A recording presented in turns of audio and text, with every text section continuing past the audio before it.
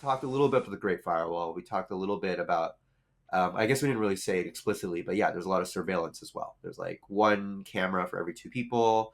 There's like digital surveillance. You know, the Chinese government will track what you do online and all this other stuff. There's consequences. Right? We just talked about it. Like if you're openly caught trading Bitcoin, you go to jail. Chinese cypherpunks, what I see is because they already are used to dealing with that, they kind of go from like 1 to 100 real quick because they're actually like restricted from like actually using it. So once they're in it, they're really in it. I've seen a lot of this like I can't touch it. Like what is this? Because the default store of value for a lot of Chinese people is real estate. Hey guys, welcome back to another show today. I'm here with Roger. How are you doing, man? I'm doing really good. Thanks for having me on the show. It's a pleasure. I'm super excited you are here. We're going to talk about your book you wrote in June last year in 2024, which is Would Mao Hold Bitcoin? Super interesting topic. But before we jump into it, do you mind to give us an intro and tell us a little bit about yourself? I was born in China, grew up in Canada, but like went back and forth between China and Canada a lot. And so in 2014, I want to say, I started writing about Bitcoin. And really at the time, I was just trying to understand more about this fascinating topic that now, like, has kind of engulfed our world. And the idea was to learn by writing. And so I actually wrote about one of my first articles was more about like an altcoin. It was about this thing called Potcoin. That was in 2014 for TechCrunch. And then, there was a couple of articles about Bitcoin remittance payments, like with VentureBeat, kind of like the conventional kind of tech outlets. And yeah, just that's been a passion of mine. I've also written a lot about China, so I just decided to combine the two, and I wanted to research it myself because I was like, what is going on with China and Bitcoin? Like, like just could I like ask and interview a few people, kind of see like what's happening, like go on the ground myself and see kind of like what's going on in Hong Kong or like other different places. And so kind of combined all that together. It took 2 years, but it was, I think, 2 years well spent in terms of the research and the manuscript. And then, yeah, like you mentioned, this is the book. I got a copy right here. I got to get a bookshelf or something behind me eventually. I'm working on that, but this was kind of the end product of that. Would Mao hold Bitcoin? And so, yeah, that's it's a little bit about me. Like all over the Bitcoin conference circuit these days. So I just hope like if people you know don't hesitate to reach out. In the description, I will link all your Twitter accounts and your social, and of course the Amazon link to the book that I just purchased. So I told you I'm going to wait until it comes in, and then I'll tell you what I'm thinking. Even though I'm sure I'm going to love it. That's an absolute. And what was your journey into Bitcoin? How have you discovered it? Yeah, it was interesting. So at the time, I was more in the like Montreal startup scene, like having grown up in Canada, and in the Montreal startup scene, Blockstream actually one of the co-founders is from Montreal. And so Adam Back and a whole bunch of different people, I didn't know them at the time. Like they came to Notman House and they were like, I was walking. So Notman House was kind of like the startup co-working hub in Montreal. And I'm just like walking into a room one day and I just see these people putting like aluminum tin foil on the rooms. I'm like, who the hell? Like, who are these people? Like, what is it? Like? They're like sweeping like for bugs and stuff. I'm like, what is going on here?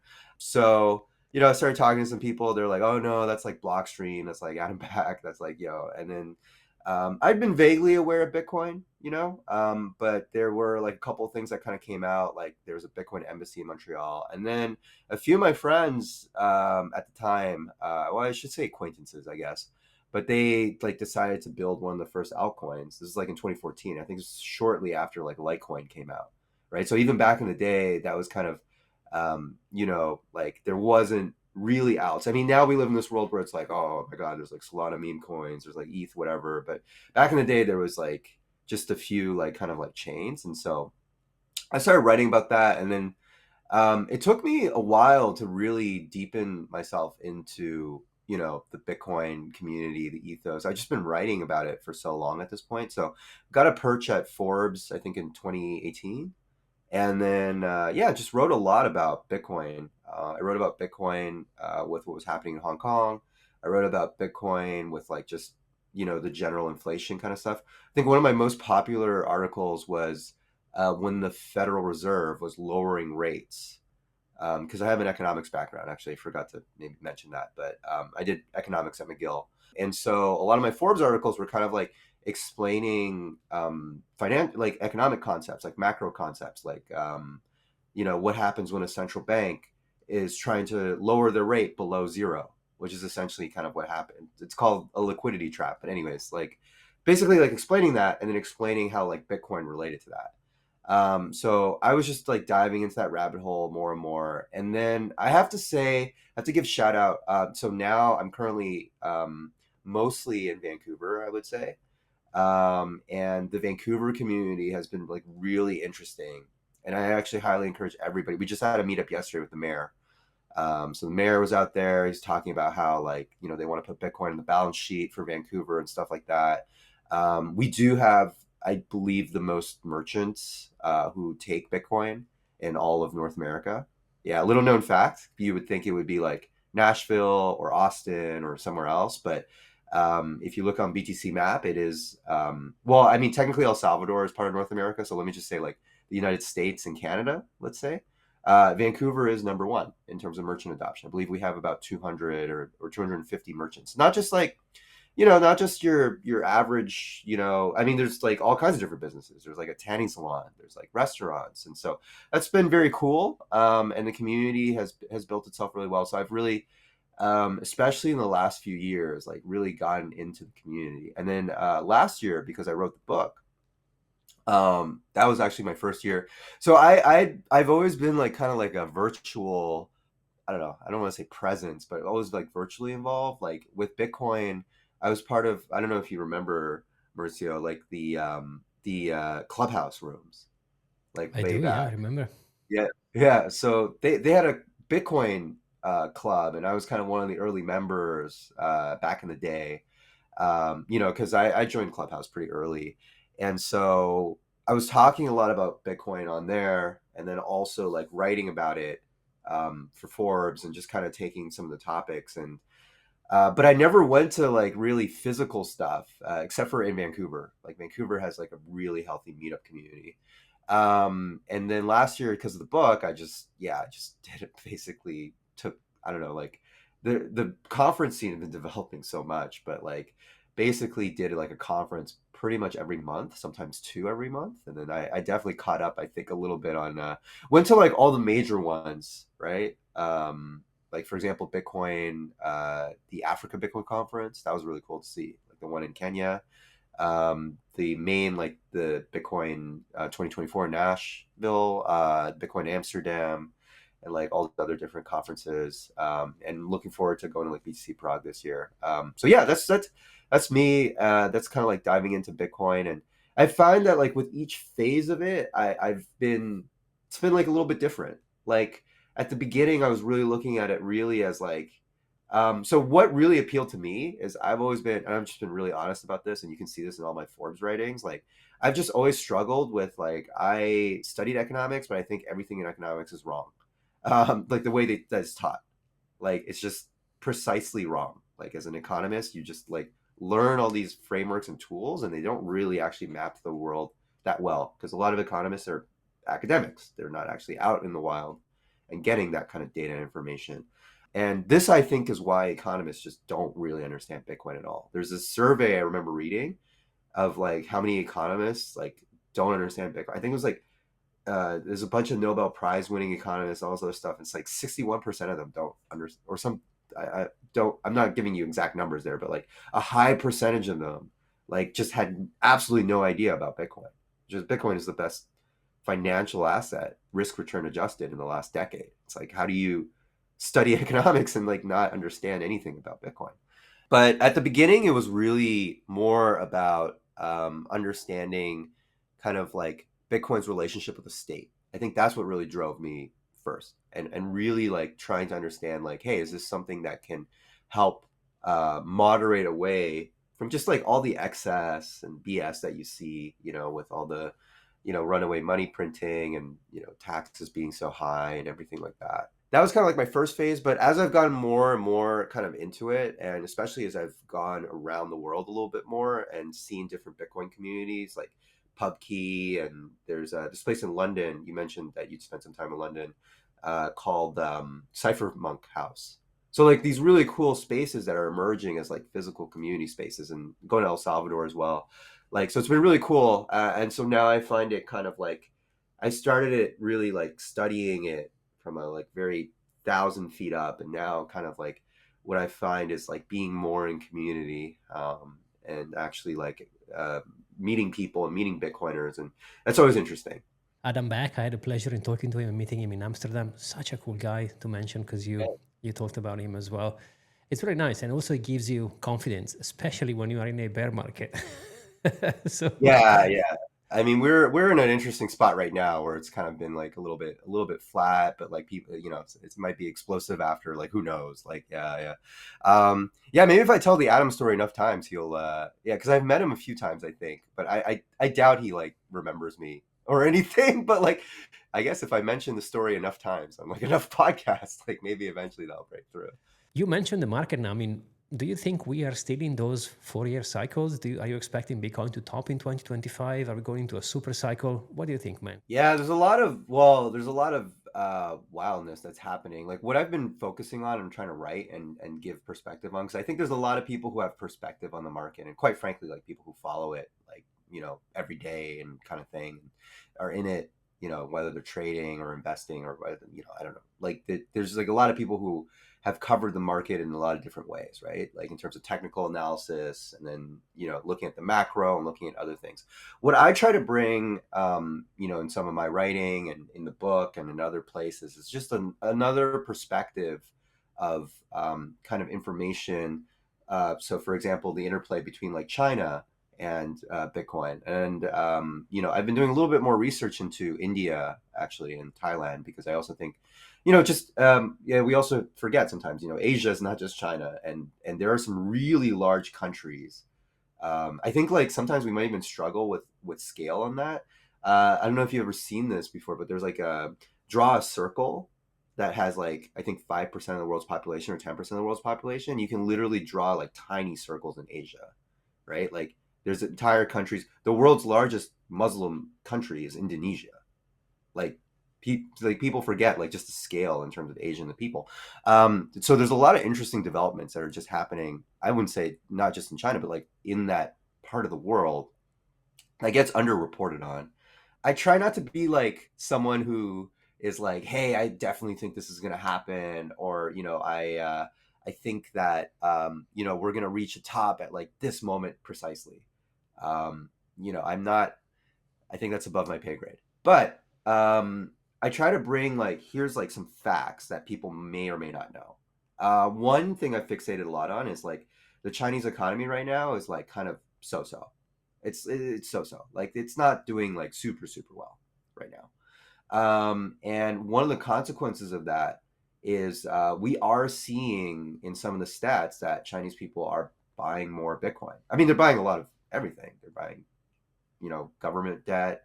They're buying different things. And so to me, seeing like that kind of evolve, that's like a factor I track a lot, because I'm trying to bring to people that like, hey, like, it's like China, what's going on with that? Has the government banned Bitcoin and all this other stuff? And we can talk about that in more detail. But what I always try to tell people is like, it's not just the government, right? Like the people too. The people are not the government, as we probably know. Um, and that is like a demand factor that already exists. Like Bitcoiners are always thinking like, oh, who's the next billion? Who's the next billion going to be, and everything like that. And you recently saw. I have a lot of opinions on this, but you recently did see Tether integrate with Lightning on Taproot assets, and that is a step to bringing the next billion, because, for example, a lot of Chinese people use Tether in order to, some of them use it more to trade like altcoins and whatever. Like that is what it is.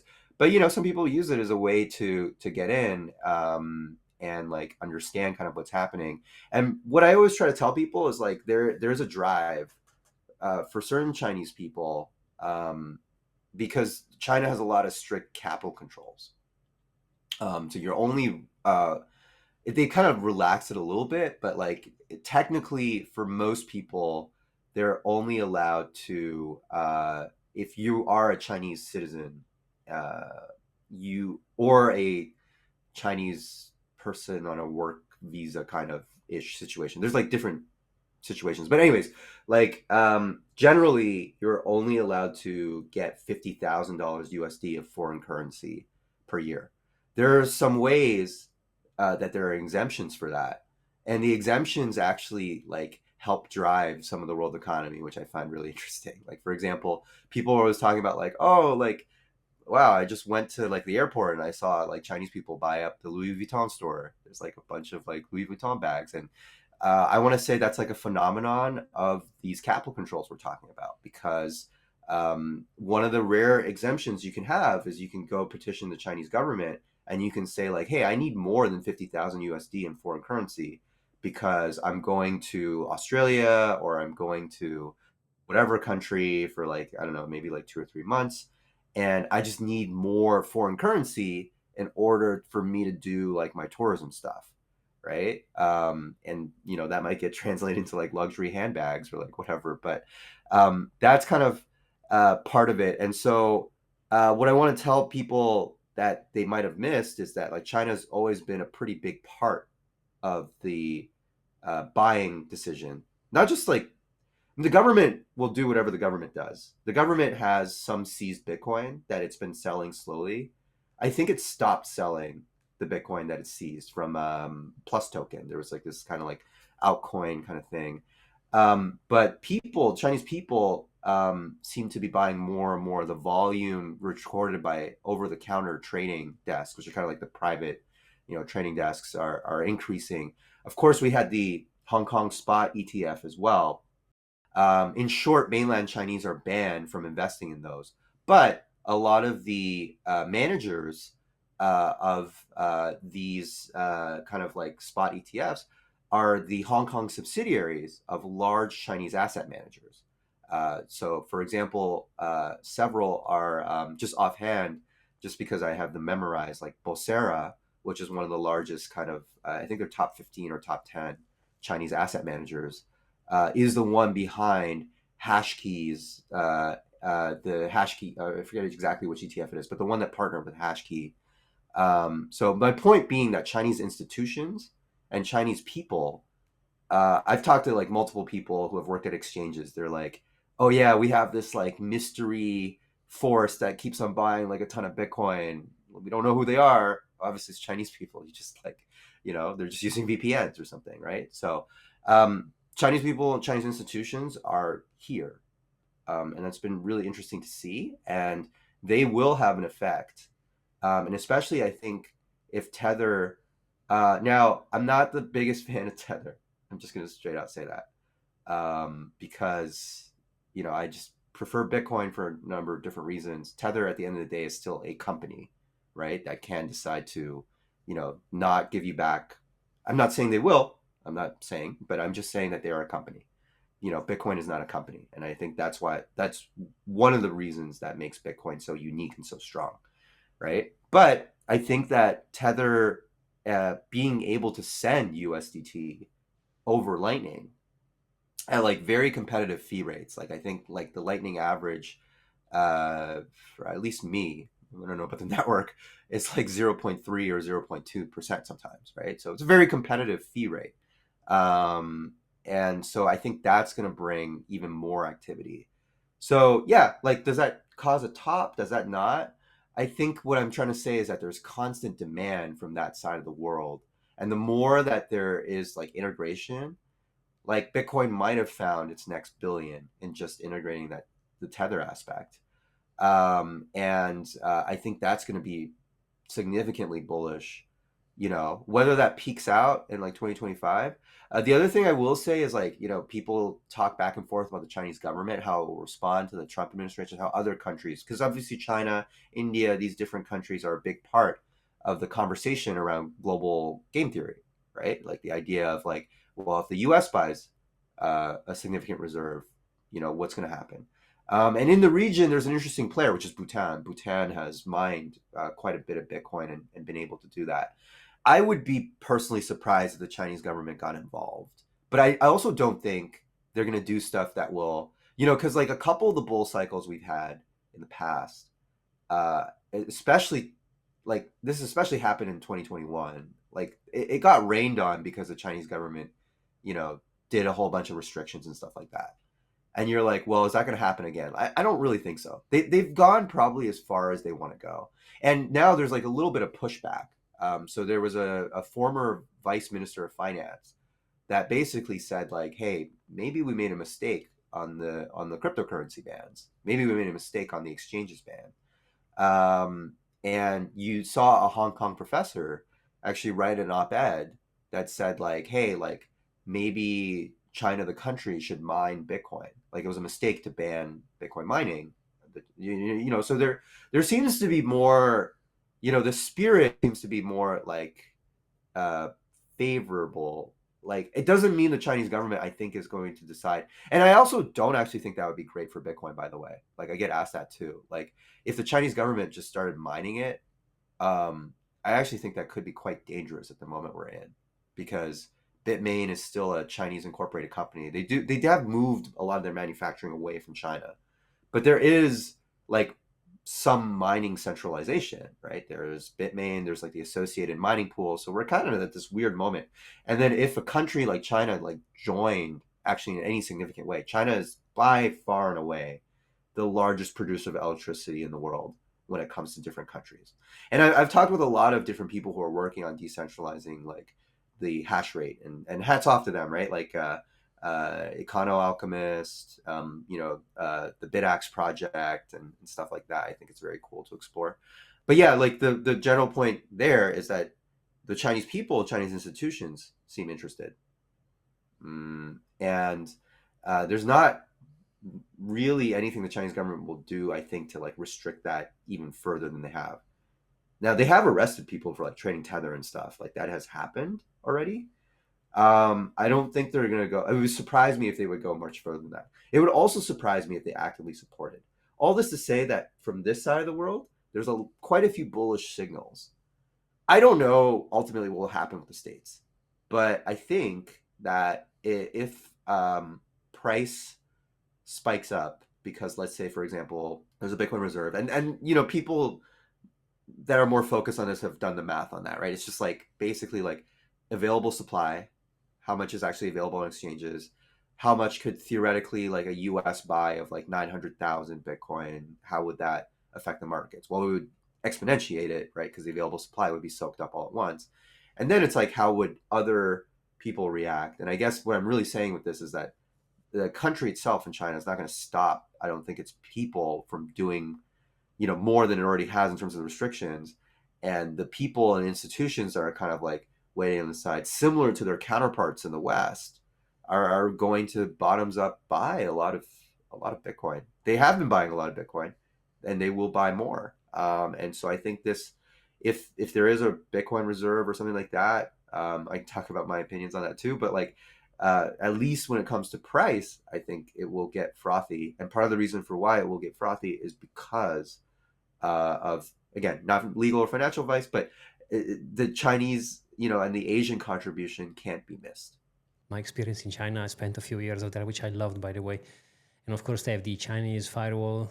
You can access Facebook. I think it's called RenRen, the platform, which is kind of similar to what Facebook does. And you can Yeah, yeah. access many other things. And why do you think they blocked Bitcoin to begin with? What was the reason they decided to basically block Bitcoin? A lot of things are banned now.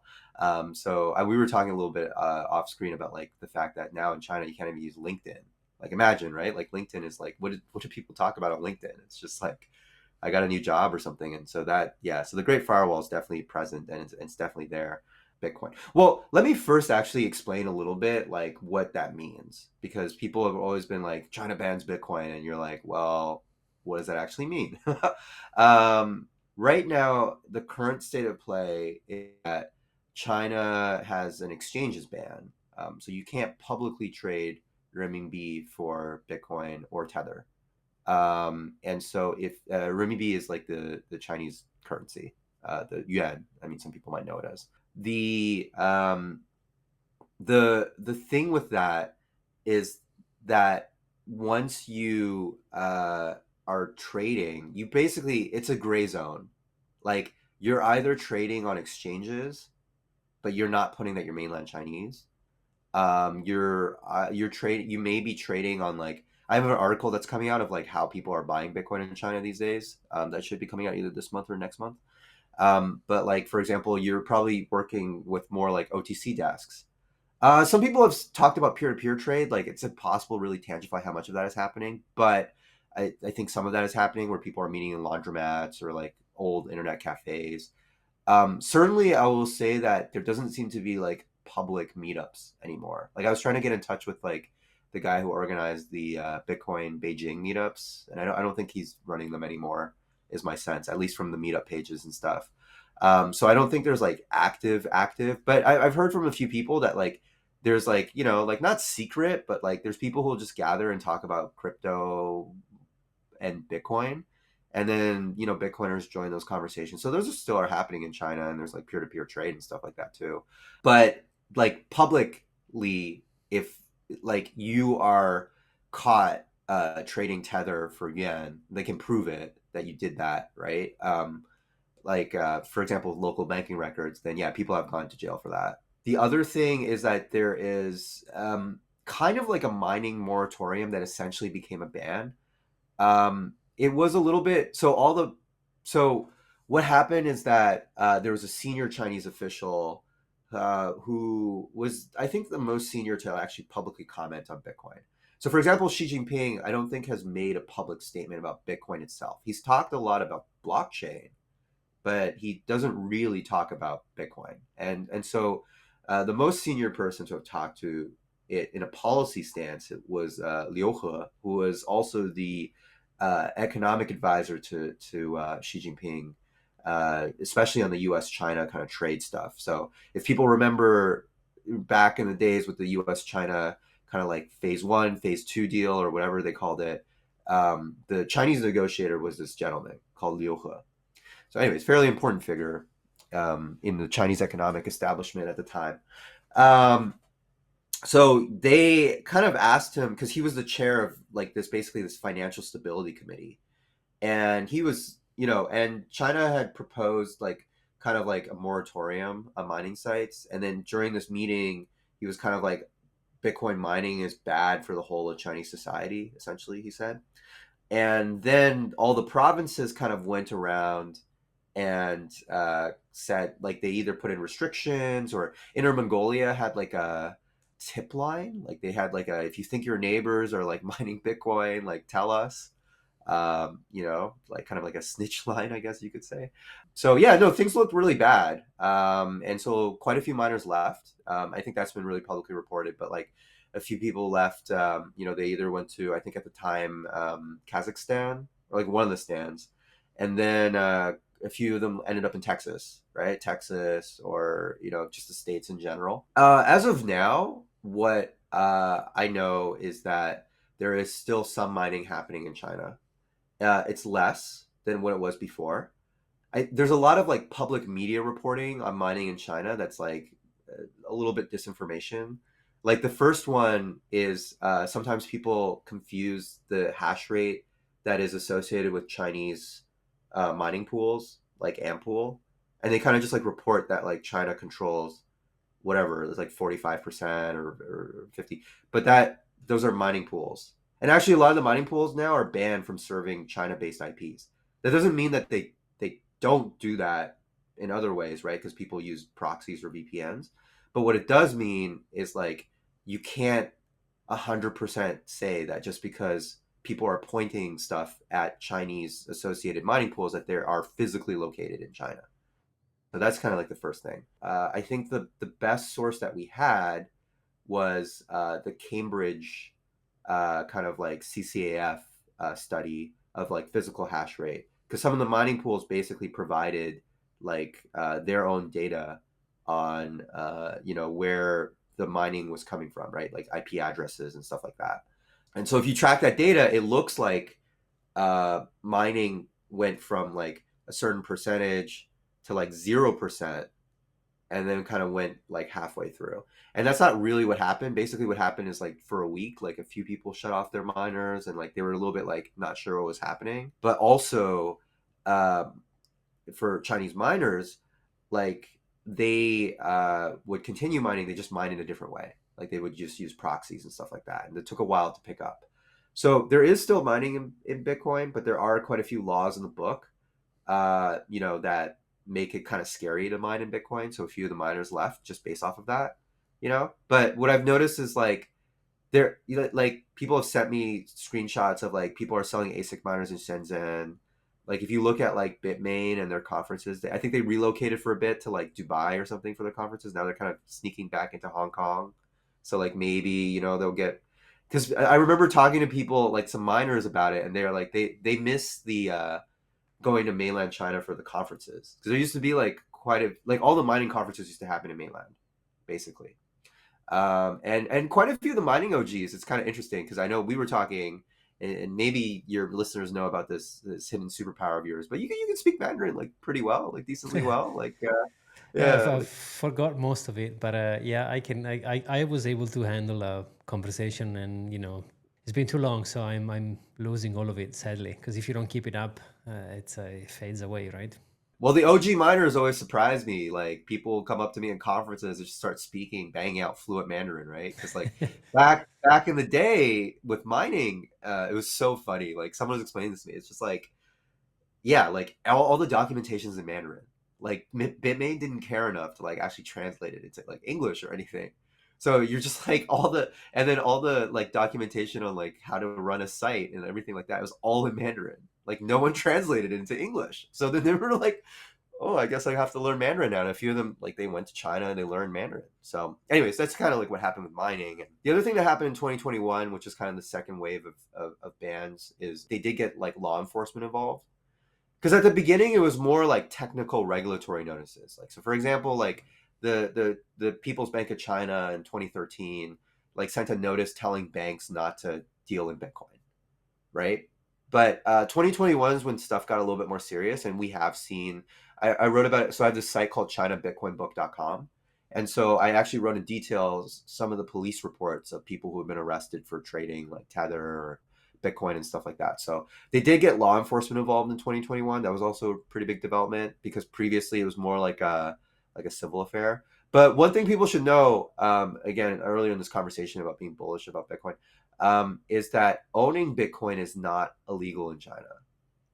And actually, in fact, I always deal with this because every like 6 months, someone's like, "Oh, a Chinese court has like legitimized Bitcoin. Is that like change in China's stance?" And I'm like, "No, this is like long standing. Like the Chinese courts have ruled this way for like a while." And what they say, it's kind of like all over the place. But they say two things, which are kind of interesting. I've written about this before. One is that Bitcoin is different from other. They seem to recognize that Bitcoin is different from other cryptocurrencies, like in the court system. So I wrote about this Shanghai. I think it was like the intermediate court number two or something, and they basically explicitly articulated this logic similar to how the SEC sees Bitcoin as different, like in the sense of like kind of like what we're talking about. Like there's not really like a company behind it. Like who is Satoshi? Maybe it's Adam Back. I don't know. We don't know. But like like don't put me on record as saying that. But like just we don't know who he is, right? Or they are, or whatever. Like could be an alien. We don't know. Anyways, so the Chinese courts do seem to recognize that. The other thing is that they will say like Bitcoin is property, and like it is. So they're not. So when I mentioned kind of like I would be surprised the Chinese government went a step further. Like pretty much the only step they can take, I think that's further, is if they actually they haven't systematically tried to kill Bitcoin mining in the sense of like I think if they have access to like the power grid information. I think I've heard, I haven't confirmed this, but I've heard that, like, for example, countries like Venezuela and Iran will seize Bitcoin miners, and they will be able to find, just because it's like the way Bitcoin mining works, like the electricity pattern is very different. It like affects kind of like what's happening. In China now, it's a little bit difficult because there's so much electricity, right, as we discussed. But I think the Chinese government could take two steps even further, because we always talk about like it's almost like a meme, like China's banned Bitcoin. China's banned Bitcoin. Like, how many times can you ban Bitcoin? They could choose if they wanted to. Like, that would be an escalation. Is like, actually seizing people's Bitcoins, which they have not done. Right? The courts have said it's property and that's protected. Now, interestingly, if you use it like a currency, so for example, there have been some cases where like people are like using Bitcoin in contracts, and depending on how you do it, I'm not like a Chinese law expert, but the way I read it is that yeah, it's basically this weird line where the courts are kind of trying to determine whether or not you're using it as a currency or a property, and so that gets closer to like your original question. So why is China trying to restrict Bitcoin in this way in the first place, right? You have to really understand like that distinction. Like China has not really had an issue, I think, with the fact that Chinese companies, have done manufacturing in Bitcoin mining and stuff like that, right? Like so the ASIC chips and things like that.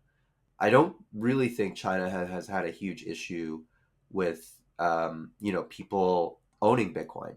Like what we mentioned, the court system has always said that Bitcoin is property; it's protected by the law. Where I think China has a lot of issues, and I cover this in the book in depth, is threefold. One is just capital controls. They have the strictest, or one of the strictest. It's gotten less strict, but previously the strictest like regime in capital controls. And so you have to understand how the Chinese economy works to understand why this is such a primal concern. And I don't know if that I'm going to be able to do this in like 10 minutes or something to like perfectly convey how the Chinese economy works. But as a simplified exercise, let's just say that China's economy works because the people who make money in China, they have to recirculate the money into China. Just say it's like a simple way of looking at it. And stuff like Bitcoin but like especially Tether actually explicitly threatens this control because China really just wants control over its money supply in a really precise way. That is why China has developed the world's most advanced central bank digital currency, the ECNY and the digital yuan. And I've been reading a little bit, and one of the interesting, really, things that some people have speculated, for example, like there's this book called Cashless, which is kind of the opposite of my book. My book is like Bitcoin is great, and I'm really sketchy about this digital yuan. Like I think it's terrible, it's garbage. And the someone else wrote a book that's like I think Bitcoin is garbage, and I think like the digital yuan is like amazing, and it's gonna be the best currency in the world. Well, I guess we'll see, right? But I think Bitcoin's gonna win out. But with the ECNY, like that allows the Chinese government the ability to be able to like kind of do capital controls, but without having it be more like explicit. So they've always really cared about that, and so as early as like 2014, they were starting research. They actually got really concerned when Facebook released, or they didn't release it, but they said that they were going to do Libra. I don't know. Do you remember Libra? Like the I whole, remember. yeah, Yep. yeah, and so China actually accelerated its research into the ECNY because of Libra, because they've been scared of like currency substitution. They've been scared that like people will use currency in a way different from the way the Chinese government prescribes. And to understand why that's so concerning the Chinese government, you have to understand that there's a really tight system of control of how Chinese people can spend their money. Like for example, there are two versions of the yuan. There is an overseas version and there's a domestic version. So there's an overseas version that you can trade in Hong Kong or Singapore, and then there's a domestic version that is the controlled version that you can only be spent a certain way. Can only be well. I don't mean it in that way, but what I mean is like, for example, like you can't exit the country with like larger amounts, like kind of what we discussed, right? I don't mean that they currently tell you like how to spend your money, but they don't. But like basically that's been like a large part. I think a couple of other things. So the Chinese government has been really into blockchain for whatever reason. They've been super, super into blockchain as a concept. And so there's been a lot of blockchain patents. I wrote about this in the book. I think like 80 or 90,000 if I remember correctly, or maybe more. I don't remember exactly. It's in the book exactly. So if you want to see the exact figure, but basically there's been a lot of blockchain patents because the Chinese government has done a bunch of study groups. Xi Jinping has been like, blockchain is a future cryptocurrency. He's kind of put it as an important technology for China to focus on as a country. And I think they've always seen, so because of what we just talked about, the capital control stuff, I think they've always seen Bitcoin as wasteful because it's against their interests. Do you think they will open up to the idea of allowing people to exchange maybe the CBDC or whatever they, even yuan or RMB, to potentially Bitcoin, or do you think they're going to keep their blinkers on and focus on what they've been doing so far? I think that on the CBDC front, so the first thing is like on the CBDC front, they haven't really been successful. Uh, thank goodness. But like you mentioned, it's concerning because like one of the things I always point out is like during the pilot when they rolled it out in certain cities. So I was like reading the studies of like people like posted on the internet like this is what happened when I got, because basically they like airdropped, but they like had a like an expiry on the funds. So if you didn't spend it in 2 weeks, it was gone. Right? Maybe 2 weeks or 3 weeks, or I forget exactly. But like, it was gone after a while. So people, this one guy was writing about like he's like, my God, what is this like new thing? And like I have to go find a merchant to spend it because otherwise they're gonna expire the funds, right? And he like went and bought like a pair of glasses that were like, it's just like that was the only merchant that accepted. And so the CBDC is, I objectively believe it's failing because like merchants aren't adopting it. And really the problem is like the Chinese government has forced like the big e-commerce platforms to like WeChat Pay and Alipay integrate with the ECNY, for example. But you know who doesn't really integrate with the ECNY is like the people who have WeChat accounts or Alipay accounts for separate reasons. It's like the long tail of merchants. Because basically in China now, you like I would be surprised if you went to a shop and they did not accept either WeChat Pay or Alipay, right? Like it's kind of like and that's one thing I think most people maybe don't realize about China is like it's just digital payments are so ubiquitous now. But the ECNY has not gotten the traction because people are just like, well, why do I want to download this thing? It's like a whole separate thing. Like, why do I want to process payments in it? And I think some of the people are realizing some of the stuff you're saying too, either implicitly or explicitly. It's like, well, the government can expire my funds. They can like take it away. They can see what I'm doing. They can control what I spend on. Basically, bank on steroids. Like we've gone from an establishment who had my money, even though it's not money, my currency, sorry, because money is Bitcoin in my world, but the currency, they used to store Yeah. it there and it used to be a caveau with my notes in there, to a point where everything is kind of digital and I can see the amount of control they have over a CBDC or digital money, whatever you want to label it. It's insane. So they Yeah. they, they hold you by the neck. It's unacceptable, and it's kind of like one of the things, when I was talking about the state and Bitcoin, to me one of the things that always stood out is the cypherpunks were very clear, and they were very prescient about it. They were like, eventually the central banks are going to develop digital money, so if we want to get there first, we have to come up with and that's the thing, and this it's a beautiful thing about Bitcoin's timing is like it came about at exactly the right time. Because I think if Bitcoin emerged or something like Bitcoin emerged like a decade later, it might be too late. Because at this point, it's like, digital payments are controlled by companies or they're controlled by countries. And I also want to point out WeChat Pay, Alipay, like, that's also a way for the Chinese government to control your finances, right? Just like if you use PayPal in the States.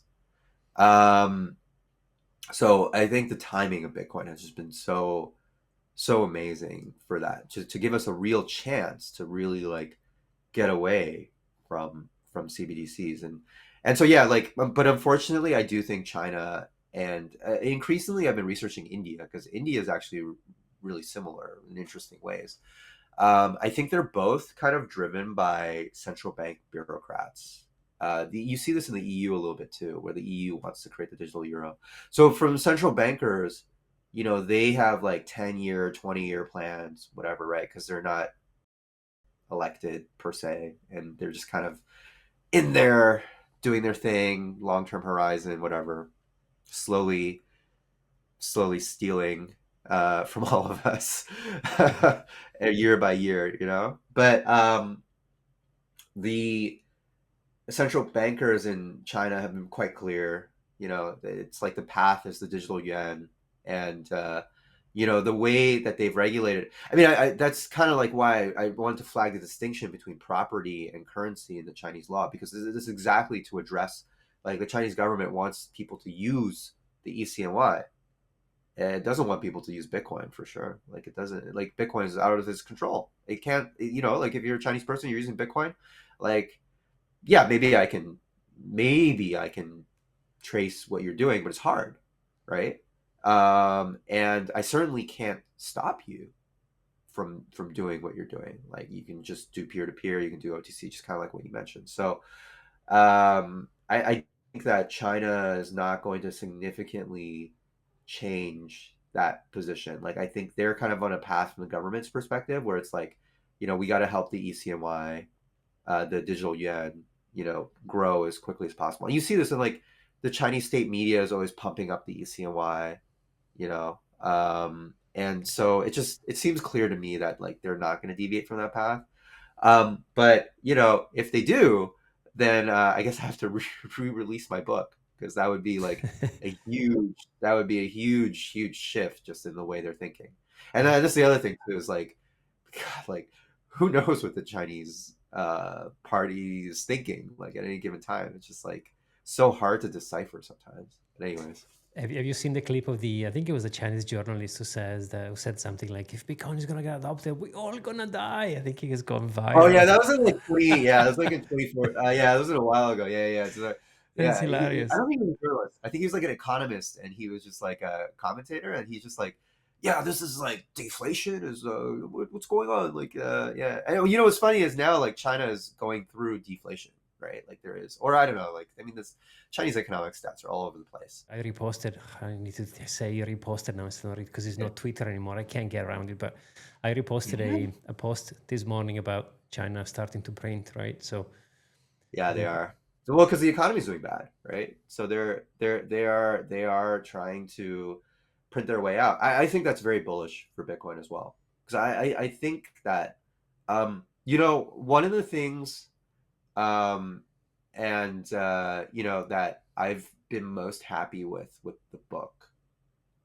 And by the way, just I haven't announced this to like a lot of people yet, but I did just get a Mandarin simplified and traditional translation of it. So hopefully, might have to change the cover in order to get it into mainland China. But the yeah, so that there's gonna be a version, and one of the cool things oh, I've kind of had the opportunity is to meet Chinese people, you know, either in the mainland or you know, like outside, who are on a Bitcoin journey.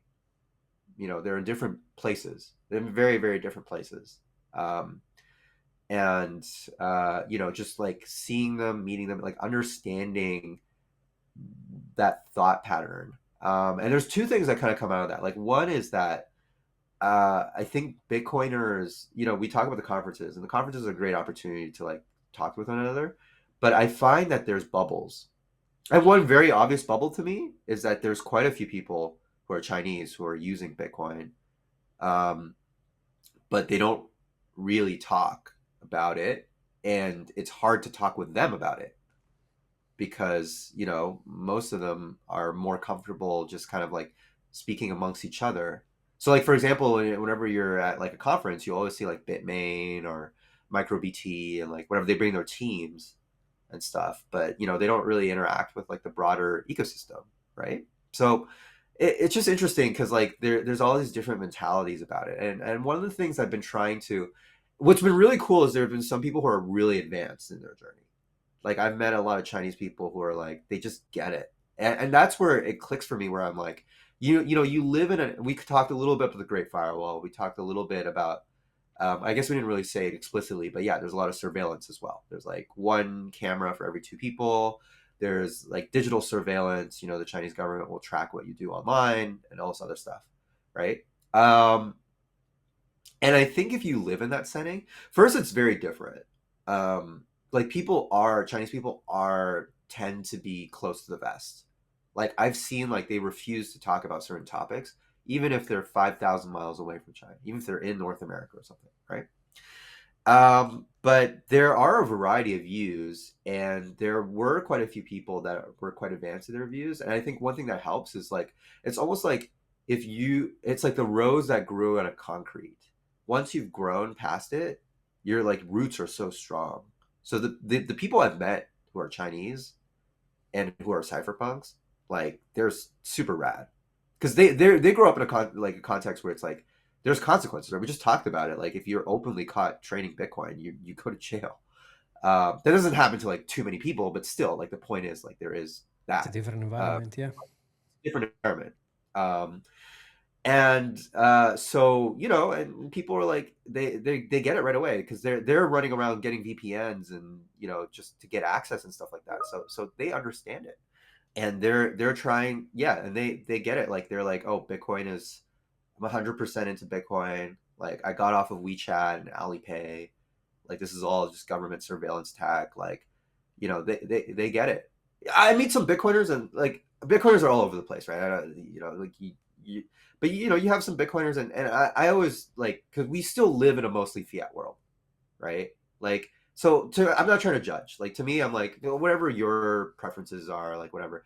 But you know what I'm talking about when you go to a meetup and then people are like, well, I don't have a Lightning wallet or I don't have like this, and like I'm a Bitcoiner, like I have some Bitcoin, but I will spend on like credit cards, right? And you're like, well, that's cool, but that also kind of defies the point of be your own bank, be your own sovereign individual. It's a little it goes against the grain a little bit. Chinese cypherpunks, what I see is because they already are used to dealing with that, they kind of go from like 1 to 100 real quick because they're actually like restricted from like actually using it. So once they're in it, they're really in it.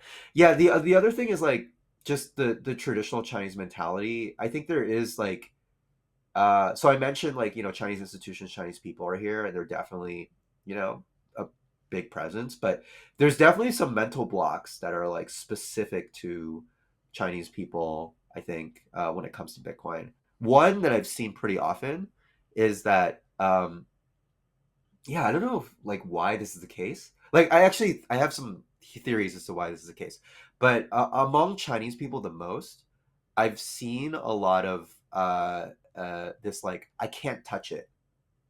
Like what is this?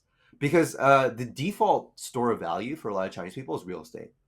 This is just like traditionally the case, and you can see this playing out even outside of China, right?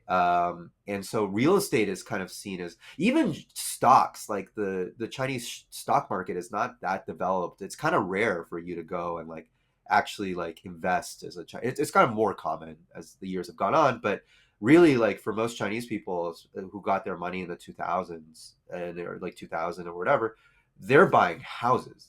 That to them is like value. That to them is savings. They're like, I can touch this thing, right? Like I can live in it. I Yeah. can charge rent for it, like that. And so it's definitely happened a few times where I tried to explain Bitcoin, and they're like, kind of like, oh, it's like a virtual thing. Like I can't touch it. Like what is this thing, right? So there's a little bit of a abstraction, but it's weird because also Chinese people use WeChat Pay and Alipay like crazy. So I find it kind of really interesting that I think in the younger generation is more into it, but they have a disconnect because Bitcoin is not super convenient for them. Like when I talk to younger Chinese people, when they go to the West, one of the first things they say is like, "Oh, like this place is so inconvenient. Like I'm used to being able to order something, and then like it shows up like 3 hours later at my place." And like I don't have to think, I just have to click one button and like everything's integrated with my WeChat Pay and everything like that, right? So I think for some people like they would rather like for younger people what I've observed is like to orange pill them the obstacle is like the UX or like the convenience. There are a lot of Chinese young people who are like trading and they love trading. They love getting into like X rooms and trading and stuff like that. But I think like in order to like actually get people orange pilled, like the UX is like a huge factor because I do have to say, even though I hate the privacy and security implications, like WeChat Pay and Alipay, they've done a lot to make the UX like really, really smooth and nice. I did miss that wave. I mean, my when I was in China, my time was cash. Everything was cash, really cash Yeah, heavy. Now it's probably changed, and also gold, like you mentioned, because they can touch it, they can own it. It's like, yeah, they can feel it. Yeah. So that's Yeah, and it's yeah, not gold ETFs, by the way. It's not like Hong Kong, for example, has like one of the largest gold markets in the world, and it's all jewelry. It's all stuff that, the jade bracelets and hmm everything like that. Like it's all stuff you can touch. India, I mentioned India a few times because I've been starting to study this. India to me strikes me as somewhat similar because they have a similar dynamic. It's like they're also really into gold. It's yep. like very physical and tangible. So I think the older generation of Chinese, the blocker I've seen is they're just like not used to this idea of like digital. They're kind of like navigating in that world, but they haven't made the connection that like that's actually like value. Like they can't which is weird because but that is something that has come up like in the times where I've talked to older Chinese people. They've been the first thing some of them will say is just like it's not real. I can't touch it. It's not, so it's like different places, but yeah. So the hopefully, I think being able to introduce this kind of stuff will be able to help Orange Pill more people like on the margins. Great to be on here. Really appreciate you taking the time, and always great to talk with. I think you got a fascinating background, so hopefully your viewers knew that. I'm going to be speaking at South by Southwest. I think that's in March, so it's going to be actually pretty relevant to this conversation. It's going to be about the human rights violations possible in CBDCs. Hopefully that will get around. In terms of Bitcoin events, I think the next major one I'm doing is I'm speaking at BTC Prague.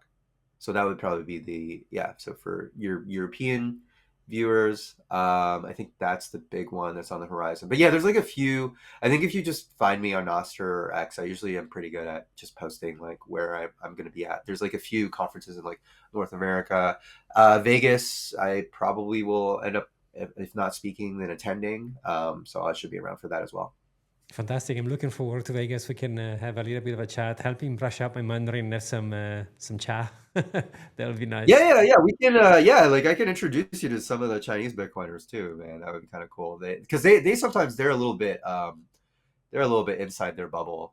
Like I find like they kind of like hang out with each other kind of thing. So it's kind of always cool to break that Mm, out a little bit. that'll be amazing. But Roger, man, thank you so much. I say, Shisha, thank you so much. It's been great having you on the show. Really appreciate you coming in today. Thanks so much, and 很高兴认识你啊。We speak soon, okay? We'll be in touch. And guys, thank you so much for watching, and we'll see you on the next one.